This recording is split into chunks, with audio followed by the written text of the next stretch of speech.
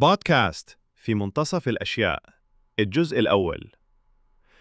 أهلا بيكم في بودكاست منديل، المكان اللي بنفرد فيه الكلام، نطبطب على الروح ونرجع النفس لنفسها بعد دوشة الحياة. لو الحلقة دي لمستك ما تنساش تشترك في القناة وتسيب لايك، يمكن بكلمة منك حد تاني يسمع حاجة كان محتاج يسمعها. دلوقتي تعالوا نغوص سوا في منتصف الأشياء. في حاجات ما بتبدأش ولا بتنتهي، مشاعر واقفة كأنها في الزحمة، ناس بتمشي حوالينا والعالم بيتغير، بس جوانا ثابت أو يمكن تايه. تحس إنك مش في أول الطريق ومش قربت من آخره، أنت في النص. المكان ده اللي ما فيهوش إشارات واضحة ولا خرايط، مش قادر تقول إنك كويس ومش عايز تقول إنك وحش. نص يومك راح والنص التاني لسه مجهول. الانتظار. في حد قال مرة إن الانتظار أكتر حاجة بتتعب الإنسان، بس أصعب من انتظار شخص هو انتظار إجابة. تفتكر ليه حاسس كده؟ ليه في فراغ؟ ليه كل حاجة باهتة؟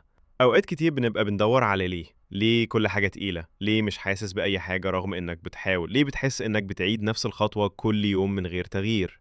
الانتظار ده مش بس قعدة، ده حالة من الشك، من الترقب، من الأمل اللي ساعات بيضعف وساعات بينط فجأة من وسط التعب.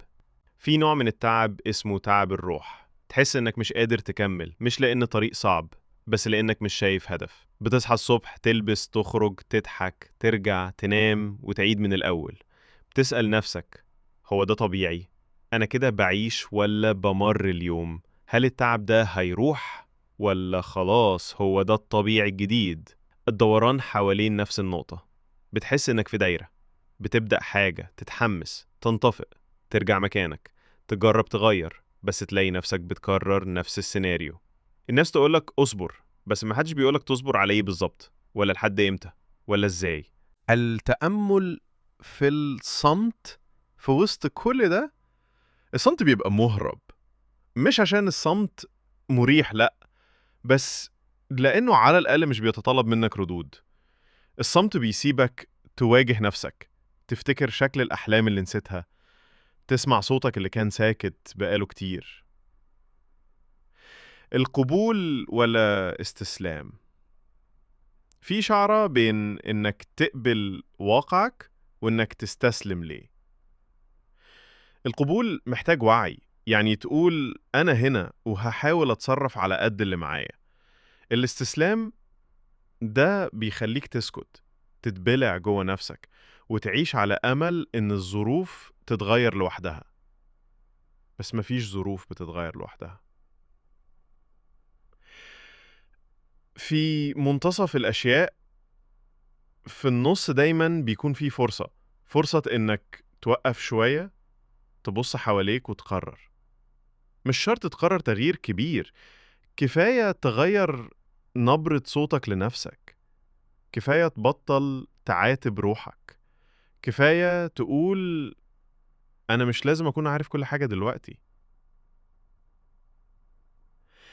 في النص بيكون في بداية هادية لحاجة جديدة، بس لازم تسمح لنفسك تشوفها.